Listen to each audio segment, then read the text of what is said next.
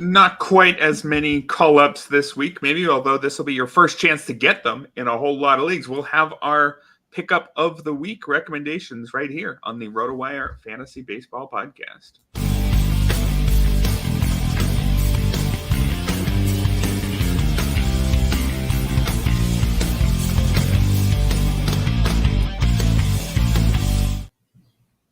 Welcome back, everybody, to the Saturday edition of the RotoWire Fantasy Baseball Podcast, brought to you by So Rare.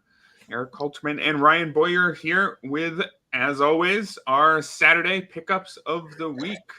Ryan, I feel like we didn't have quite as many exciting news affecting these pickups as we've had last week, but I think we'll still be able to scrounge up a full hour's worth of recommendations.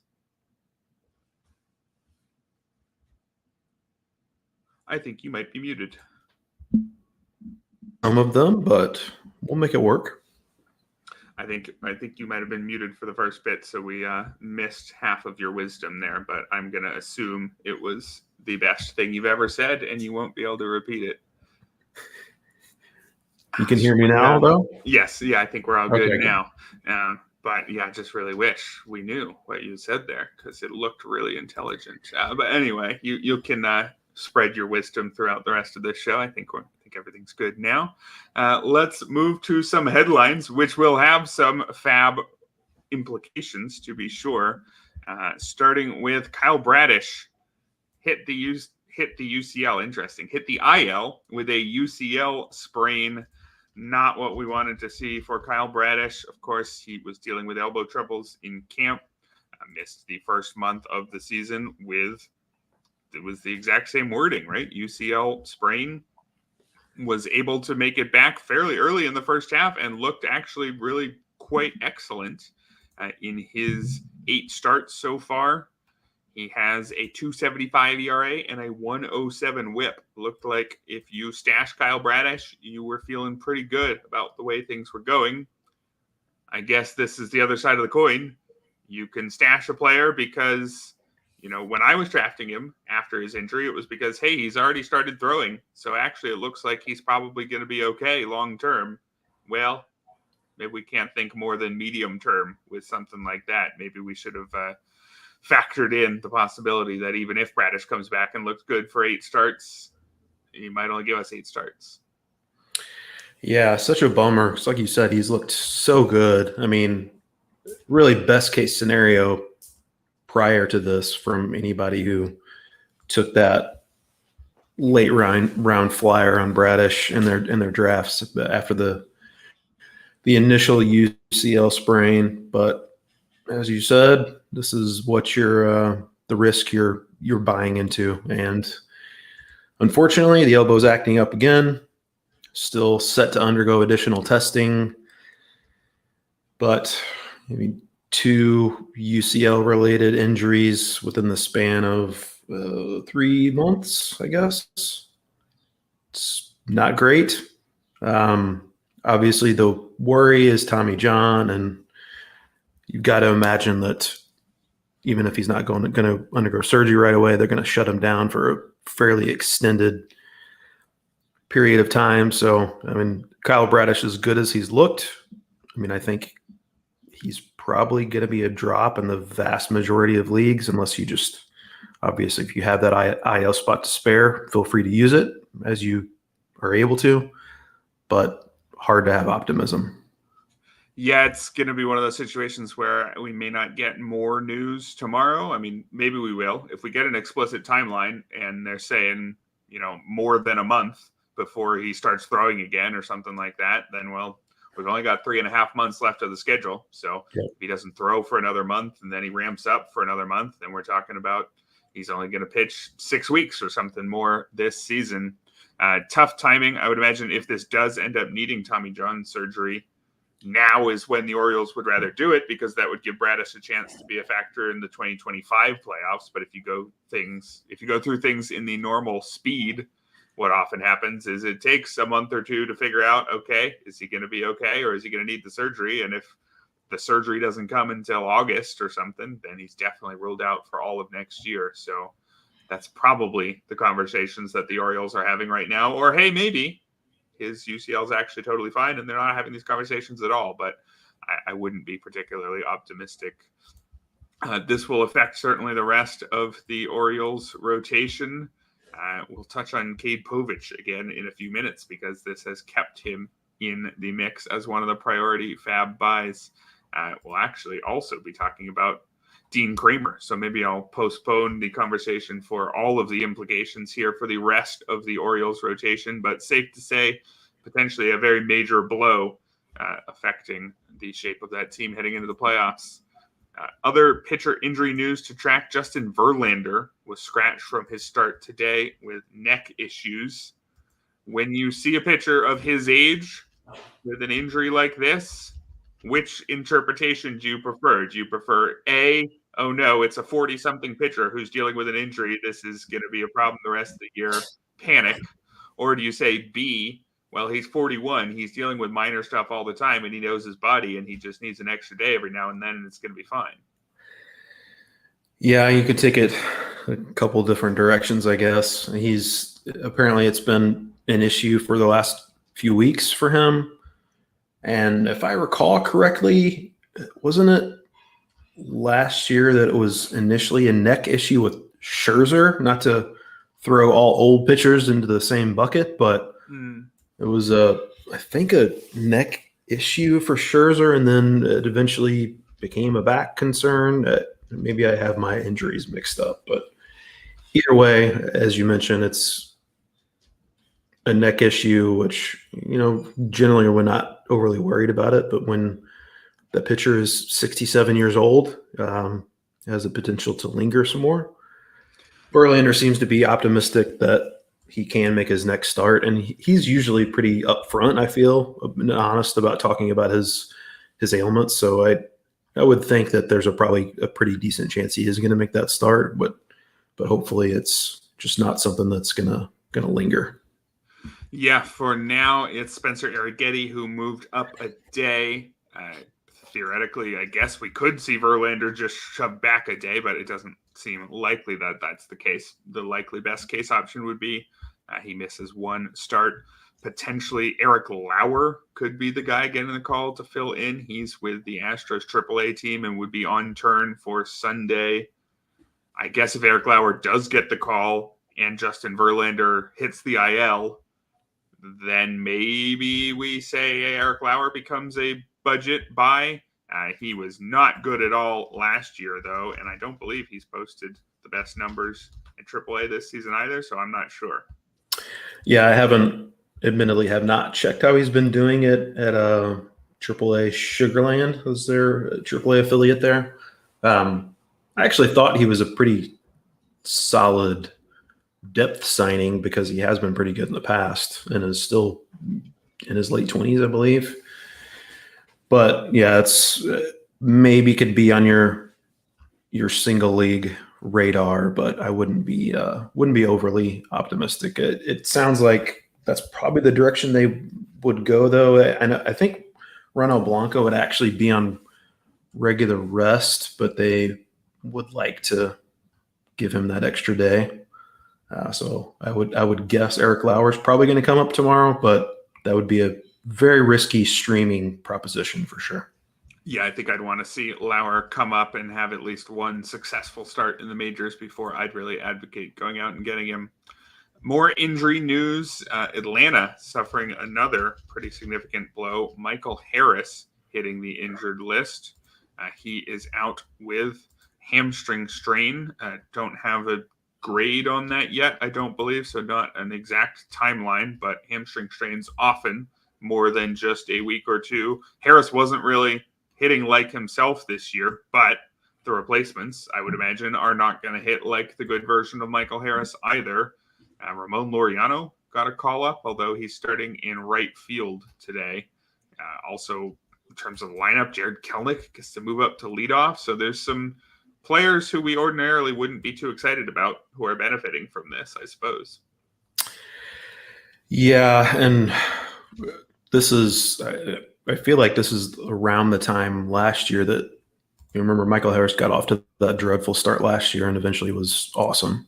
Kind of was expecting him to do the same thing, and now he gets hurt. But if there's a silver lining, I guess, is that the Braves went ahead and put him on the IL and didn't keep him on the active roster for 2 weeks and before returning him to the lineup like they did with Austin Riley. So at least you get to utilize that IL spot. Jared Kelenic up to leadoff. He hadn't batted higher than 7th all season. He hasn't had a great year, but I mean, in the Atlanta lineup, it is like actually among the worst hitting lineups in baseball since like late April, which is pretty crazy to think about. But still, he's going to be hitting leadoff against all righties, I would assume, for the time being. So it is a little boost for him. Ramon Laureano, I guess his defense is bad enough that they're going to put him in right and Kelenic in center. Single league value for Ramon Laureano, maybe. You'd probably have to be digging pretty deep, though. He hasn't been all that good in a while now. It looks like that's the direction the Braves are going to go. Wouldn't rule out Alex Anthopoulos, especially since he was probably already shopping for outfielders after Acuna went down, that you could make an outside addition. But Laureano at least has a bit of a track record. It's been a while since he's been any good, but a unfortunate timing for the Harris injury. We'll wait on the grade to see how long he might be sidelined. Yeah, we've got a comment in chat here. Luis Robert to the Braves would be nice. Luis Robert to a lot of teams would be nice. I'd imagine there's probably 29 fan bases in baseball right now wondering whether or not their team could get Luis Robert. I would guess that Atlanta would pull off a smaller deal, bringing in 4 outfielders again, like they did last time they were without Ronald Acuna when they brought in Jock Peterson, Adam Duvall, Eddie Rosario, and someone else who I'm not remembering right now. Jorge Soler. There you go. So those are pretty not a bad haul there. So maybe they'll do that again. It seemed to work out last time. Couple other minor injuries that we want to get to. Bo Bichette dealing with a calf issue. He is out of the lineup today, Saturday, and looks like the team is saying he might sit Sunday as well. Nothing yet indicating this is a major injury for Bo Bichette. If it was, that would be too bad because he's actually been turning his season around over the last few weeks. He has. Seems like a day-to-day thing for now. I believe they said that he's battled it for a little bit now, but sounds like he's not going to miss too much time. So fingers crossed there for a Blue Jays lineup that can't really afford to be losing any more guys because they have struggled. Wanted to touch on this comment from MP31 real quick. He's asking about Kyle Bradish. It's not popping up there, but he was asking about if it's okay to drop Kyle Bradish in a league with no IL spots. There it goes. My contention is yes. As we mentioned, we might not hear anything definitively prior to lineups locking for the upcoming week. I think if you have not heard anything more, then I would go ahead and drop him, unfortunately. Yeah, it's one of those situations where you'd like to sit on him for a week until you hear a confirmation of what the timeline's going to be. So if you are in a position where you're doing well, you have somebody else that's very droppable. Well, I guess if you have somebody else that's very droppable, maybe you aren't doing well. But if you're in one of those two situations, maybe you look at dropping someone else and you don't just cut Bradish for just anybody. But certainly I'm not expecting the news to be good. And I think most cases, if you do drop him, it's going to end up being the right call, unfortunately. Some other news to take care of. Salvador Perez was dealing with a knee issue and missed Friday's lineup, and O'Neal Cruz was dealing with an ankle issue, also missed Friday's game. I believe neither lineup is out for Saturday's game as we speak, but two potentially significant absences if those stretch into next week. Yeah, definitely something to keep an eye on. On O'Neal Cruz, that is the ankle that he had surgically repaired, and he kind of tweaks it every now and then. It just kind of flares up. He kind of rolled it during an at-bat Thursday against the Cardinals, I believe. and was kind of limping around. So that might have been just a bit of an aggravation of that. And he generally, while that's not ideal that you're still experiencing some occasional ankle soreness on a surgery you had a long time ago, it generally hasn't led to more IL stints. So I suspect he's probably going to be okay. Less certain about Perez just because we haven't really heard much. If he does wind up going on an injury list, Salvador Perez is kind of superhuman in his ability to play through stuff at this point. I believe he played through like a torn thumb ligament for a couple months, a couple of years ago. But if he does have to go on the IL, Freddie Fermin's actually a pretty decent hitting backup catcher. He might have some 2-catcher league value. Yeah, we've got a comment here in the chat. Speaking of 2-catcher leagues, somebody's got JT Realmuto and Salvador Perez in a 2-catcher league, hoping Perez is nothing serious. Well, you are going to be helping to pick up at least one catcher this week, but we're going to have at least one catcher recommendation coming up right after this message from So Rare. Have you ever dreamed of stepping into the shoes of a general manager? Welcome to So Rare MLB, a groundbreaking fantasy baseball game where you call the shots.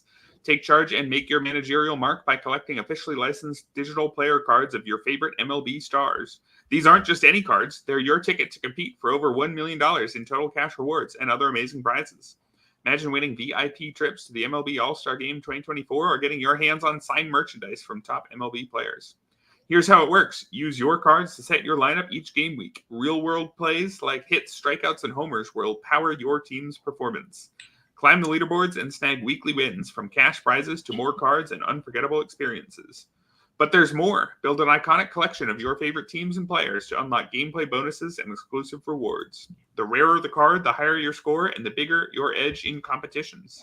And when you're ready to trade, the So Rare Marketplace offers a vibrant community of managers. Engage in live auctions, make instant buys, or trade cards peer-to-peer. Starting is absolutely free. Draft your first team of common cards today and feel the thrill of competition as you climb the ranks to baseball mastery. What are you waiting for? Join So Rare MLB today. Transform your passion for baseball into a quest for glory and get rewarded for your baseball savvy. Sign up today with a link in the description and get 50% off your first pro cards up to $50. It's your passion rewarded. Welcome back to the RotoWire Fantasy Baseball Podcast, Saturday FAAB edition. Erik Halterman and Ryan Boyer here with our top FAAB pickups of the week.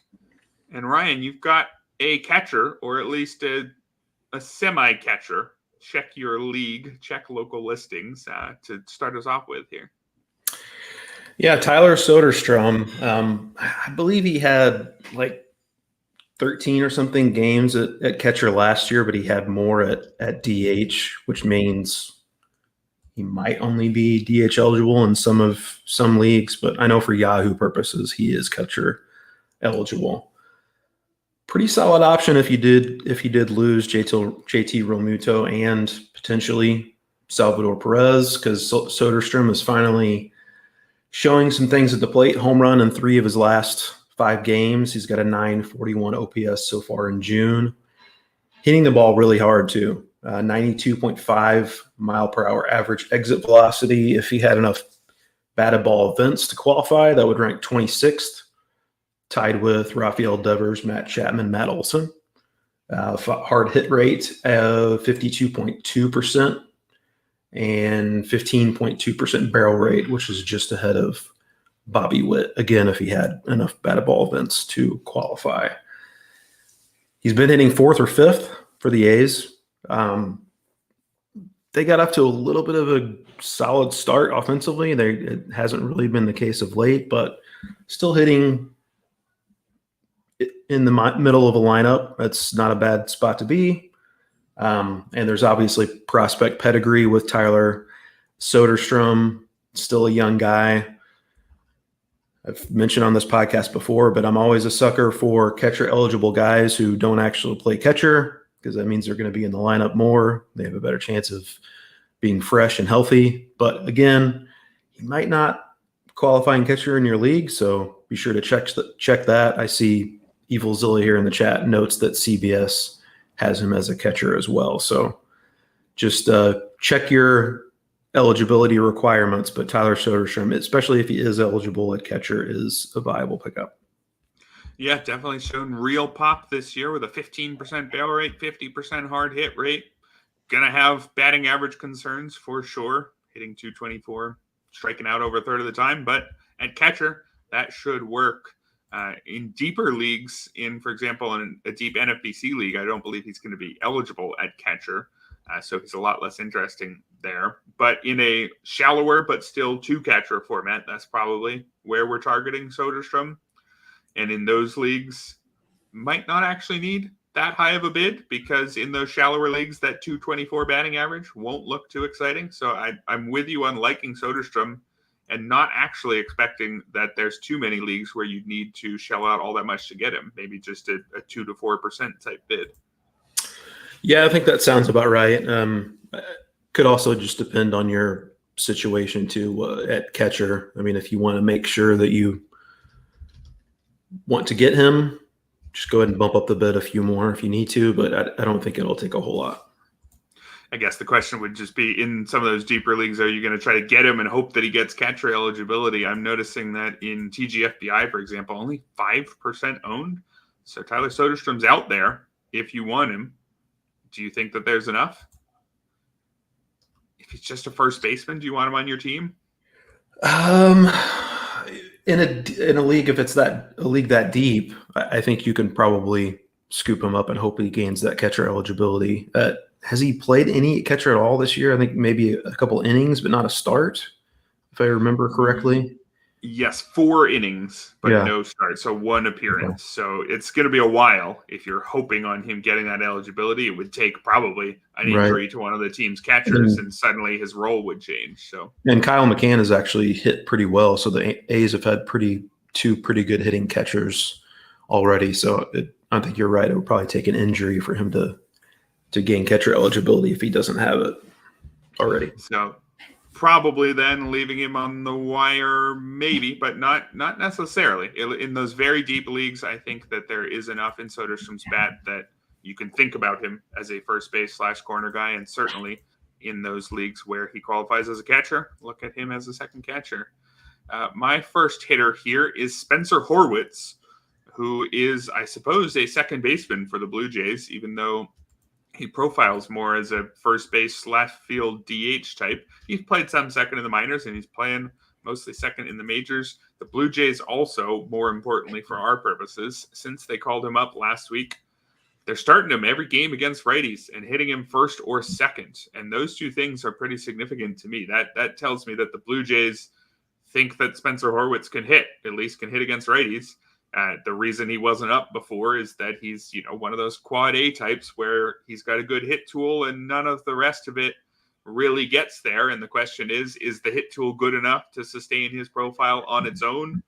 To this point in his career, he's a 26-year-old rookie who just had 15 games last year. To this point in his career, the rest of the package has not been good enough to overcome has not been good enough to allow his hit tool to play. But if he's getting the opportunity now, and the hit tool is the one that we care about most, really, for fantasy purposes, he's not going to add really any steals, maybe 1 or 2 if he played the whole year. He's not going to add a lot of power, but he should be able to hit for a pretty decent average. So he's striking out 12.5% of the time so far, 7 games. Not a stud Spencer Horwitz, not an exciting rookie who just got the call, but actually a very stable bat. And as long as he keeps getting the opportunities, hitting first or second against righties in that Toronto lineup, he's going to be pretty useful for a lot of teams. I think of him kind of as an Alec Burleson type player, maybe with less power. Off-brand Alec Burleson is not a ringing endorsement here, but playing time matters a lot in fantasy. Role matters a lot in fantasy. Horwitz has that. He's got enough in his bat. I don't know if he's still going to be starting 3 months from now, because the fact that his glove and his legs and everything else aren't good enough might matter too much by then. But if a guy with a good hit tool is playing regularly for a lineup that should be better than it is, I think you can get him on a lot of teams. I think in a deeper league, given that role, at least maybe a 5 to 7% bid probably is what you might need. Yeah, kind of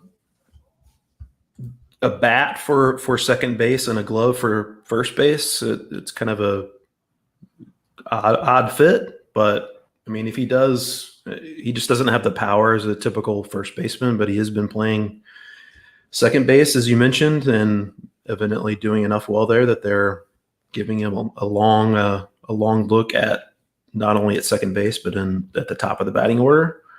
And he's got on base skills and he's off to a good start. So no reason for them to go away from that now. Like you mentioned, he's probably not going to have much of a leash, especially since unless he surprises with the glove, that's not going to be a reason that he's going to stay in the lineup. So he's definitely going to need to hit, going to have to get on base, but that's what he did in the minors. So, and he's carrying it over so far. So I think definitely worth a look. Spencer Horwitz. My next guy has actually crept past the 50% threshold as far as ownership goes in Yahoo leagues at 52%, but David Hamilton definitely trending up. I know he's been mentioned on this podcast a few times, kind of in the budget section, I believe, when he wasn't playing regularly, but he's been playing regularly for a while now, and he's even batted second in 3 straight games for the Red Sox against right-handed pitching. 14 stolen bases on the season, been caught stealing just once, 5 stolen bases over his last 7 games.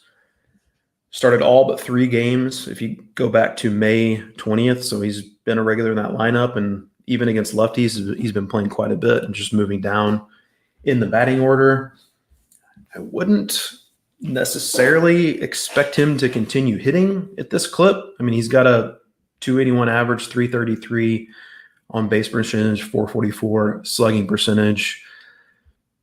Wouldn't count on that part continuing. Has it 4 home runs too. He does have a little bit of pop for a guy who's really tiny. I think he had 17 home runs in the minors last year, so he's not a complete zero in that regard, but you're getting him for his speed. I don't think there's any question about that.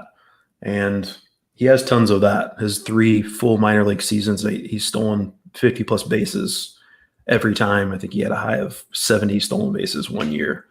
And stealing a lot of bases during his time in the majors too, and doing so at an efficient rate. So David Hamilton, I think, especially now that he's batting second against righties, deserves to be universally rostered. And if he is still out there in your league and you need stolen bases, I'd be creeping up close to double-digit bid. Might be able to get him at single digits because not everybody needs stolen bases, but I think he's got some staying power in that regard. Yeah, if he's going to keep playing, he's going to keep running. I don't know about the bat. He's far above his expected batting average of just 245, and when that falls, maybe he isn't going to keep playing all the time. But for now, it sure looks like David Hamilton has a role and is running a ton. It should keep running, so I like that one for sure.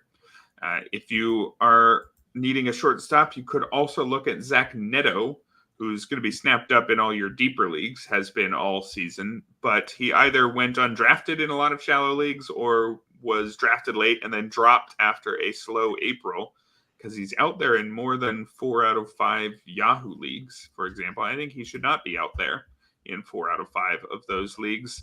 Zach Neto, not an exciting player necessarily yet for fantasy purposes, but somebody who does a little bit of everything on the season now. In 249 plate appearances, he's got 9 homers and 8 steals.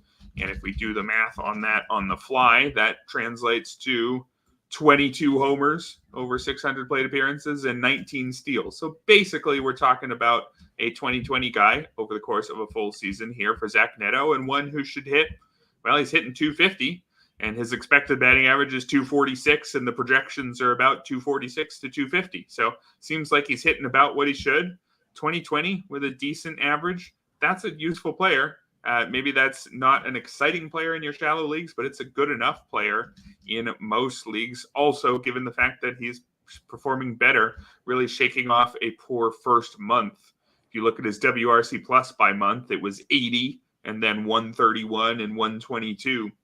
And that really traces with his strikeout rate, which was at 31% in April, and it's been under 20% in both May and June. So Zach Neto looks to me like a young player who isn't going to develop into a superstar, but it's going to develop into a pretty good player, and he's in the process of developing. I think that if you are looking for a shortstop in a shallower league, I think there's a decent chance Zach Neto is the answer for you. But given his lack of star appeal and just how many leagues he's still out there in, I would imagine you don't actually need to go that high. Maybe just a 2 to 4% type deal, even though Neto is, I think, talented and young and playing well right now. Can we get him batting higher in the Angels batting order, please? I mean, he's still batting ninth some days. They have Michael Stefanik. He's so bad, I'm not even sure how to pronounce his name. Yeah. Hitting leadoff sometimes for the Angels. Like, the Angels lineup is just decimated right now, and Zach Neto often can't hit higher than the bottom third of the batting order. But hopefully that'll happen eventually. And he certainly has some power, some speed, so a viable option there. Another viable option, if he's able to be stashed still and it's available in your league, Noelvi Marte is on the comeback trail from his PED suspension. He began his rehab assignment, put rehab assignment in quotes because he's not really rehabbing anything, maybe his image a little bit. Began that at AAA Louisville this week. Look back at 2023, Noelvi Marte, there's a reason why we were very excited about him this spring. Prior to that suspension, hit 316, 366, 456 with 3 home runs and 6 stolen bases in 35 games with the Reds. Hit the ball incredibly hard too. 91.3 miles per hour average exit velocity, had a max exit velo of 115.6. Still a very young guy. And David Bell, when the suspension was handed down, made it a point to say that, this is a setback for him, but he's going to come back and he's going to be a regular guy for us. So I suspect he's going to be maybe not right away an everyday player, but over the balance of the season, I think he will be. And still a whole lot of upside with Noelvi Marte, especially in that ballpark. So I think if he's available to be scooped up and stashed, do it now before it's too late. Yeah, for sure. And I think that I might even be more bullish on his likelihood of everyday playing time. I think with Matt McLean nowhere near returning from his shoulder surgery, and with Christian Encarnacion Strand maybe needing season-ending wrist surgery, there's a chance that there's simply no playing time crunch at all in Cincinnati at any point this season. Kind of funny how that works out. A lesson to forget for next winter, for sure. Let's move to the pitching side here on our priority FAAB buys. I'll start with Drew Thorpe, who got the call for the White Sox on Tuesday. A very interesting prospect, fairly highly rated, despite having a very low-rated fastball, which checked in at just 91.6 miles per hour in his major league debut. He's somebody who was traded twice. He was sent from New York to San Diego in the Juan Soto trade, and then on to Chicago in the Dylan Cease trade. Chicago is not a good landing spot in terms of wins at all, on the south side especially, for Drew Thorpe. It's not a great landing spot in terms of park. It's a pretty hitter-friendly home park, but it's a great landing spot in terms of likelihood of someone stealing your rotation spot. So from that angle, Drew Thorpe doesn't have to be that good to be one of the best 5 starters for the White Sox. I think there's a very good chance that Drew Thorpe will be in the rotation the rest of the season, as long as he just pitches decent enough in his next few outings. And he looked decent enough in his first outing against Seattle. I believe it was only 4 strikeouts in 5 innings in that one, but just 2 walks, 3 hits, 1 earned run, 2 total runs. So he's somebody who will be available in NFBC style leagues. You couldn't pick him up last weekend, of course, because he didn't get the call until this Tuesday. So what kind of big bids do you think Drew Thorpe is going to go for in leagues like that? I'm sure, as has been pointing out in the chat, some people will have picked him up in those first come, first serve leagues. He's a big enough name to be gone already. But in these bigger leagues, is he the type of guy who's going double digits potentially, or well more even? Maybe I'm misreading it, but I don't think he's going to go for a super high rate. I mean, I would say a good, not great pitching prospect, and he's kind of viewed more as a high floor guy than a high ceiling guy. Don't necessarily expecting him to miss a ton of bats, but he's got great control. He's got one really, really good pitch with his changeup. I like Drew Thorpe, but as you mentioned, it's not a great situation with the White Sox, both from a team and ballpark perspective. And because he's more of a good, not great pitching prospect, I think you might be able to get him a little bit cheaper than that. I don't know. You think I'm misreading this situation? You think it'll take double digits? Well, he's just a pretty big name. I think the fact that he got traded twice over the offseason also just put his name out there even more. I think there's just more people who were aware of Drew Thorpe, and I think that affects the bidding. If he's just a known quantity who just made his debut and looked pretty good, I am wondering if that's going to push the bidding up. And if you're saying it's going to push it up into a territory that you're uncomfortable with, that is definitely a fine answer for sure. Although it's been pointed out, if he bombs tomorrow versus Diamondbacks, maybe you'll get him for cheap. So I don't know. It's certainly possible. Yeah, I was just getting ready to pull up Eddie Buzz's comment there that if he gets bombed against the Diamondbacks, he could get him for cheap, and that's certainly the case. We are nothing if not reactionary as a fantasy community. So could depend on how he fares tomorrow for sure. Although it didn't seem, I don't know about you, but it didn't seem like Hurston Waldrep's really, really bad debut affected his bidding that much. I know we're going to talk about him more here in a little bit. We'll save that conversation. I'll go ahead and move on to my next pitcher. Got another stash. Shane Baz looking really, really good now in his last couple minor league starts. 6 innings, 1 run, 8 strikeouts. I believe yesterday his last start at AAA Durham. Over his last 3 starts, just 2 runs allowed, 22-5 strikeout to walk rate over 15 innings. Looking really good at AAA Durham. And you look back at his his major league track record, 48 and to 12 strikeout to walk rate over 40 and 1/3 innings pitched. So looks like Shane Baz could be coming soon. It's kind of an odd thing that the Rays did with him. I think in drafts initially, like in early March, everybody was still thinking at that point that he was going to be in the opening day rotation. And then it became apparent as spring went along that wasn't going to be the case. Then he kind of had a setback, maybe with like an oblique or something. It wasn't arm related, but I want to say it was oblique. So that kind of slowed him down a little bit, but maybe it'll be a little bit of a blessing in disguise here because he's had to be slow played and now he's ramping back up and looking really good. Shane Baz, Yahoo League's currently 30% rostered. So still widely available depending on your format, and certainly there is plenty of upside there. I think it would probably take at minimum high single digits to get him if he wasn't already rostered. Although when you're talking about stashes, it's always tough to predict. I mean, there might be no one else bidding on him. You just don't know for sure.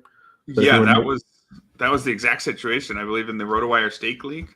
Yeah. Only one person thought to bid on him this week, and he bid, I think it was like 11 out of 100, which made a ton of sense. If all of us were thinking about Shane Baz, if everyone in your league is thinking about Shane Baz, I think 11% is the correct bid, but there was no backup bid because even in a room full of people who theoretically know what they're doing, we didn't think to check. It happens all the time. So it's a difficult situation. You don't want to be, trying to sneak him through for $2 and then have someone else know what's up and bid 12 and you lose. So it's a tricky one, but a ton of potential upside here for Baz. His Tommy John surgery was way back in September of 2022, which you mentioned. There was every reason to believe he'd be ready for the start of this season before that oblique setback. The only thing that has me worried with him is just he's a Ray. What are they going to do when he comes back? Is he going to pitch 3 innings before handing the ball over to Ryan Pepio or something? It's a difficult situation to interpret, but talent-wise, Boz is probably the most exciting pitcher in that rotation, right? I mean, he's more interesting than Zach Eflin, I would think. When he's healthy next year, he could be drafted ahead of all those guys. It'll be a question of, are you drafting him ahead of, Jeffrey Springs, who will also be coming back from injury later this season. So very exciting pitcher there. Let's move on to Hurston Waldrep, who you did mention. We talked about him last week. I believe he was not eligible to be picked up in NFBC leagues because he wasn't on the roster until Sunday. But this will be the first crack at him for most people. So we had to talk in just speculative terms last week. This week, it's still a little bit talking in speculative terms because Waldrop's going to pitch again Sunday. And we could find out after Sunday that he's booted from the rotation because he stunk again. But there were mixed reviews after Waldrop's first start. It was not good. I mean, he's currently sitting with a 17-18 ERA. Was it 7 runs allowed in 3 2/3 innings? But the reports on his splitter were at least very good. And he had 3 good innings before he ran into trouble. So, if you wanted to be in on Hurston Waldrep, there's at least some reason to not be completely out. And if he has a good start on Sunday against the Rays, I would imagine he's keeping his rotation place. So if that happens, I think that's the only circumstance in which we need to have this conversation. So let's assume that he pitched well enough that we hear he's still around. Because if he doesn't pitch well, you're not picking him up because he's pitching for Gwinnett again. But if he pitches well, are we talking more than Drew Thorpe, do you think, on Hurston Waldrep, or less? Yeah, as I mentioned, I'm having a tough time projecting that because I felt like in the leagues where you could go ahead and bid on Waldrep, the bids didn't really drop that much. I know in my league that I'm in with the Baseball Prospectus guys, even after that bad start against the Blue Jays, I thought, well, probably not going to need to bid that much, but I want to make sure to go ahead and get him because I'm still high on Hurston Waldrep. So I decided to bid $211 out of $1,000 budget, pretty healthy bid, and I lost to a guy who bid $224. So, wow, somebody still wants Hurston Waldrep. Like you said, I mean, at best, a mixed bag against the Blue Jays. I didn't watch that start. I read some tweets saying that early on he looked pretty good, but obviously the final line was not great. Only wind up with 1 strikeout as well, but there is some risk, certainly. If you look at the scouting reports with Hurston Waldrep, it's the command and control. If there's something holding him back, it's that. So when that's not on, he could get hit hard. But the stuff, especially with the splitter, can be overwhelmingly good. So I'm still pretty high on his future, and I think I would want to roster him just in case. Like you mentioned, if he pitches bad tomorrow, he could be sent back down, especially since Spencer Swallenbach pitched well his last time out, and I assume he's going to get at least another turn. So I would like to have Waldrep on my roster for sure. Back to your original question, him or Drew Thorpe, who's going to get a higher bid? I think it's probably still Waldrep, but because of how their first 2 starts went, the gap certainly got narrowed. Yeah, I think that Thorpe's much clearer path to playing time makes me think maybe Thorpe will get better bids, but I guess I'm thinking about that in a world where Waldrep hasn't yet had a pretty decent second start, and if he has that pretty decent second start, his playing time future will look pretty different. So I think that makes some sense. You want to move us on to the next pitcher name here? Yeah, Dean Kremer, guy that the Orioles unfortunately looks like they're really going to need because they got more pitcher injuries with Kyle Bradish. Rehab start on Sunday for Dean Kremer. Might be his only one before he rejoins the rotation. Kind of been up and down before his triceps injury. Had a 4.32 ERA, but 1.12 WHIP, 49-18, strikeout to walk rate in 50 innings. Had 2 different 10 strikeout games this season before getting hurt. on a good team in a good park.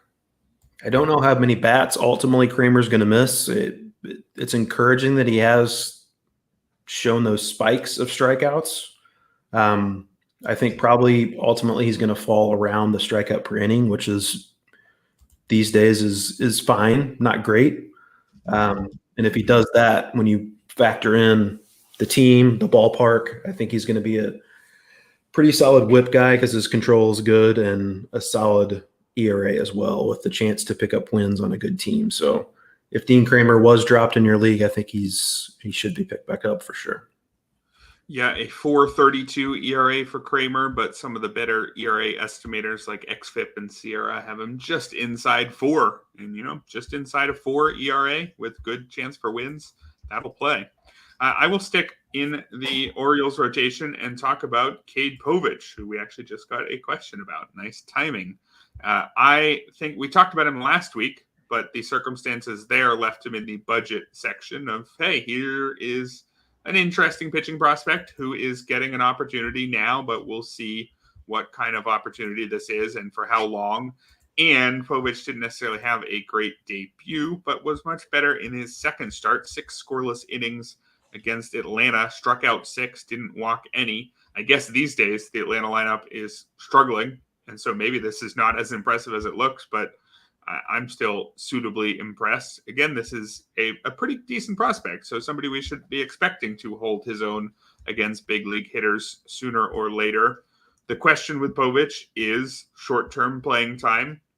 With Bradish hitting the IL, that should keep a spot open for Povich in the very short term. The question then would be what happens once Dean Kremer returns. As you mentioned, that's not going to take too long. But with Bradish out, now Povich just needs to beat out one of Cole Irvin or Albert Suarez to be the 5th starter and not both of them. And I think in that context, I think that matters. I think Cade Povich is now much closer to being able to hold down a rotation spot for the rest of the season. Not a guarantee. Suarez, for example, has pitched quite well if you look at his 1.61 ERA, but the peripherals aren't there. 4.18 Sierra, 4.22 XFIP for Suarez makes him look very unremarkable. I think there's a pretty decent chance that the young and talented Povich now takes advantage of these injury and makes this rotation spot his own. So I think if he was still out there last weekend after a poor first start, you're unfortunately now going to have to make a legitimate bid for him. Probably not that much because the spot isn't guaranteed, but at least in the 4 to 6% range, I would imagine. Yeah, I think so. I think all things being equal, the Orioles would probably prefer to keep him in the rotation and put Suarez back in the bullpen, which is where his, if he's going to be part of like the playoff roster, it's almost surely going to be as a piece of the bullpen. So I suspect they want Povich to kind of run away with that 5 spot, and he's definitely good enough to do it. Yeah, let's take a quick break here before we come back in with our budget buys. And I am going to use this quick break to talk to you about Prize Picks. Prize Picks is the best way to get action on sports in more than 30 states across the country. Prize Picks is really simple to play. I can make my picks and submit my entry in less than 60 seconds. You just pick more or less on 2 or more player stats and watch the winnings roll in. You can check out the RotoWire Picks page. Also, the RotoWire Picks app. Just rolled that out. Let's look at today's MLB slate. We can look at today's game only and see that, over or more than half a total base for Tyler Locklear. Also more than half a total base for Luke Raley. Today's game against Nathan Eovaldi and the Rangers. We'll see how that one plays out. Looks interesting to me. Quick withdrawals, easy gameplay, and an enormous selection of players and stat types are what make Prize Picks the #1 daily fantasy sports app. Download the app today and use code ROTOPOD for a first deposit match up to $100. That's promo code ROTOPOD for a first deposit match up to $100. We're back here on the RotoWire Fantasy Baseball Podcast. Erik Halterman and Ryan Boyer talking our FAAB pickups of the week. Let's move on to the budget buys, starting with the pitchers. Ryan, who is your first budget pitcher? Yeah, someone mentioned in the chat, Yariel Rodriguez. He's going to be my first budget recommendation. They did decide he's going to make another rehab start, but probably going to rejoin the Blue Jays rotation after that. Had 10 strikeouts in 4 shutout innings his last rehab start. If you look at the minor league level, got a 0.52 ERA, 26 strikeouts and 17 and a third innings pitched. Just dominant numbers there. Also 16 strikeouts and 15 and a third innings during his time with the Blue Jays. There are control issues. He's had control issues both in the majors and minors this season. And we don't know exactly what the workload's going to look like. You know, Rodriguez didn't pitch at all in 2023. He pitched as a reliever overseas prior to that. But the stuff looks really, really good with him. And in looking at John Schneider's comments, I think he really wants to stick with Yariel Rodriguez in the rotation when he comes back. I think there's a lot of potential there.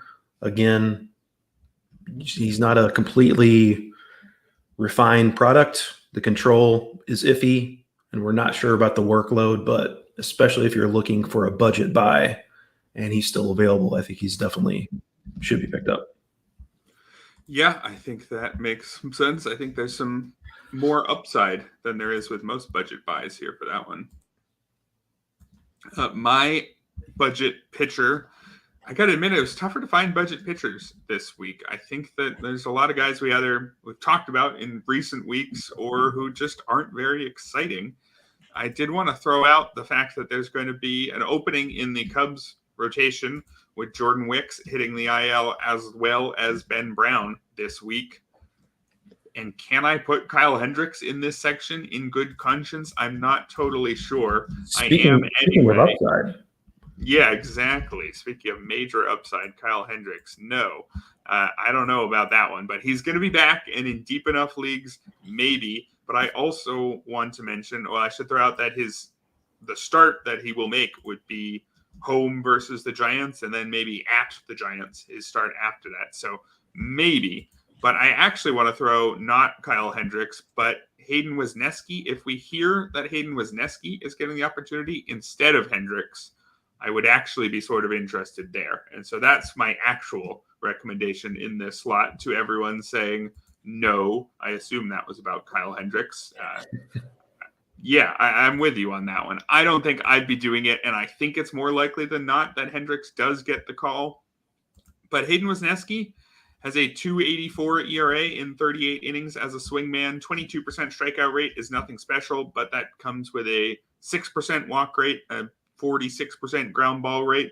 The whole picture is added up to a pretty decent pitcher, and if Wesneski gets a chance to start in this rotating back end of the Cubs rotation, I think I actually would be on Wesneski for a cheap bid, much more than Kyle Hendricks. For Kyle Hendricks, it would have to be a very specific situation. Let's just say a very deep league where I could maybe use him for 1 or 2 starts against the Giants, and that's it.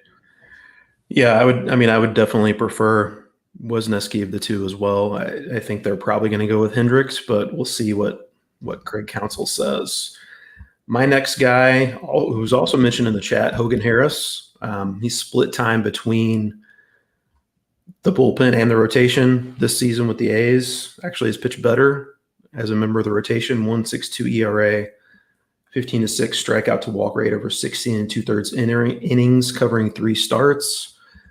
You look at his numbers in the minors, 6.75 ERA during his time at AAA, but keep in mind that's AAA Las Vegas, which is basically like pitching on the moon. So I think you got to take the ERA, especially with a grain of salt.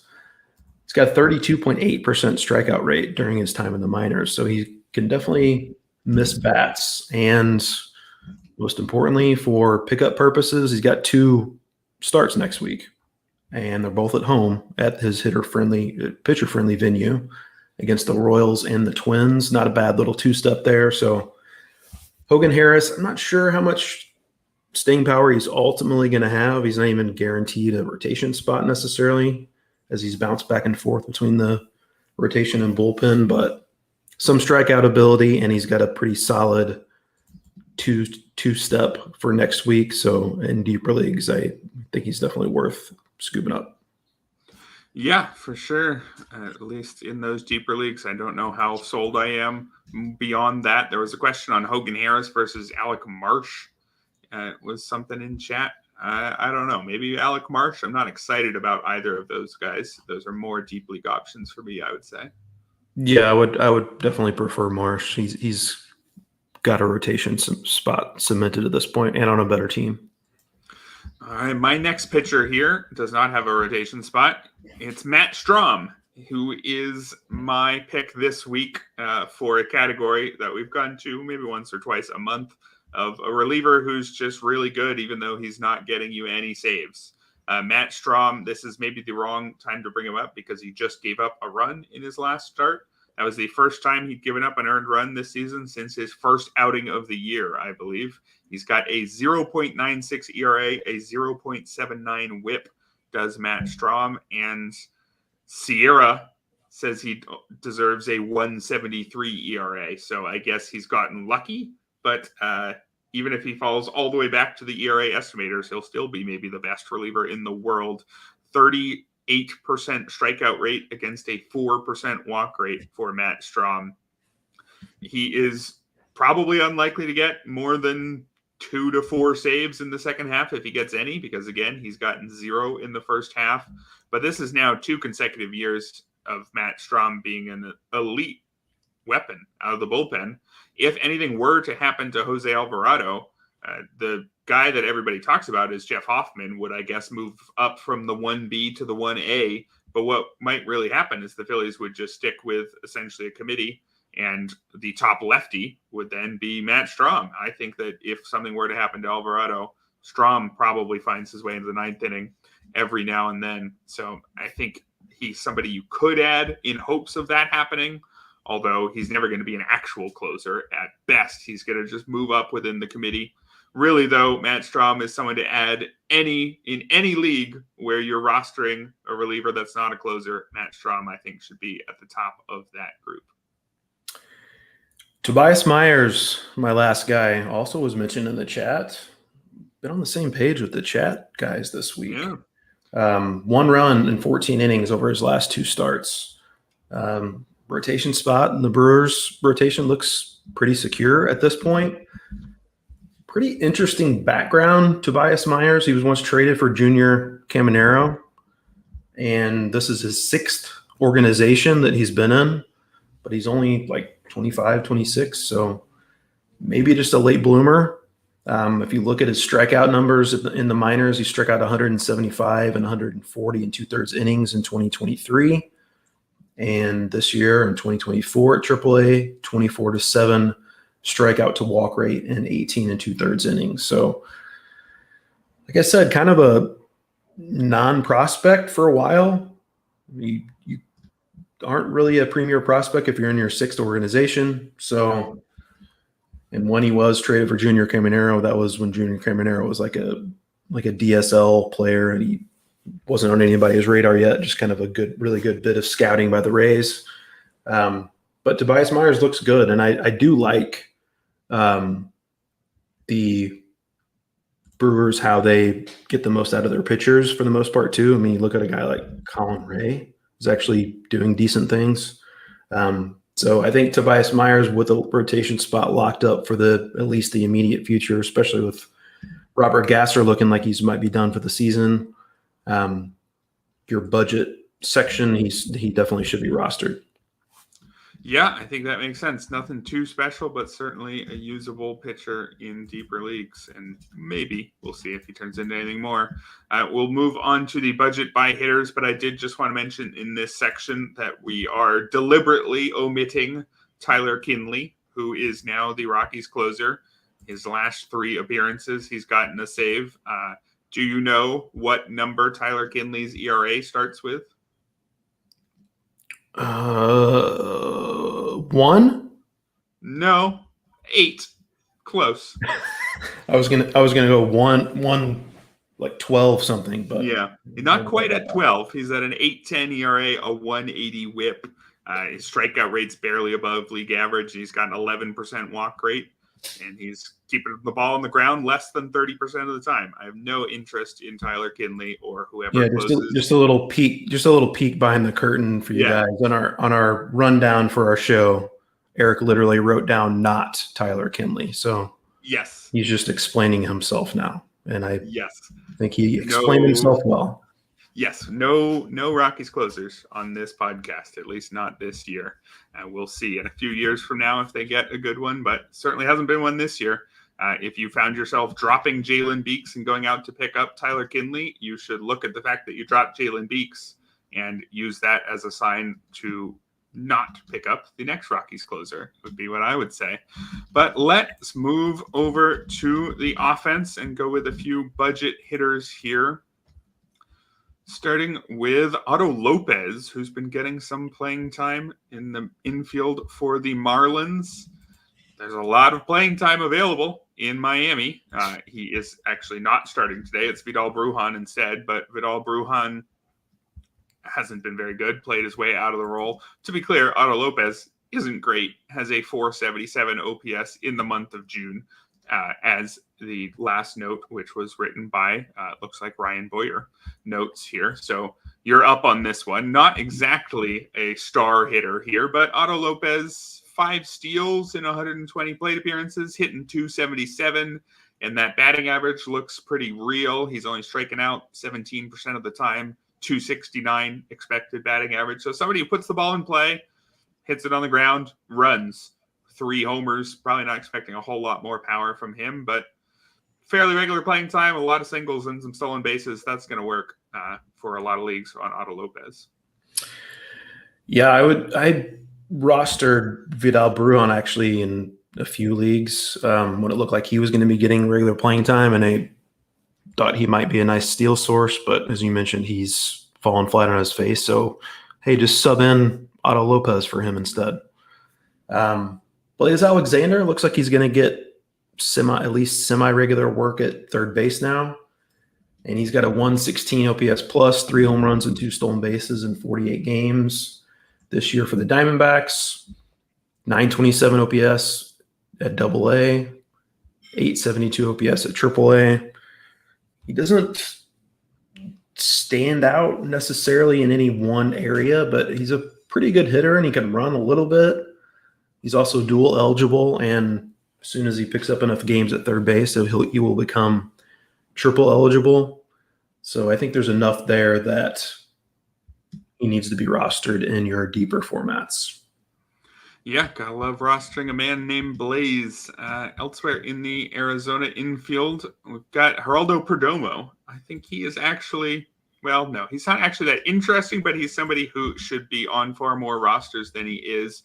Geraldo Perdomo reminds me for fantasy purposes of JP Crawford, who always seemed to find his way into my middle infield spot in very deep leagues just because he's always going to be in the lineup. And he's going to put the ball in play often enough. Doesn't really have real power or speed, but he's not going to kill you in the batting average. And because he's playing all the time, he's not going to kill you in any of the counting stats, really. There's nothing too exciting about Geraldo Perdomo except for his ability to take a walk, I suppose. He does have good plate discipline. Was a 10% walk rate as a rookie, jumped up to 13% last year, with his strikeout rate dropping from 21% to 17%. So that aspect of his game is really good. It's a shortstop. There's enough there to get him in the lineup on a regular basis. Eventually, Jordan Lawler, I suppose, could threaten his playing time here. But until that happens, Geraldo Perdomo is going to be in the lineup a lot, and he's going to not hurt you. And so if you are hurting in the middle infield, he's probably the answer to your problems. He's somebody who has recently returned after missing most of the year due to injury. So he's likely to be available, and he's likely to be overlooked by a lot of your league mates because he's just not very exciting, but he'll do a job for you, Geraldo Perdomo.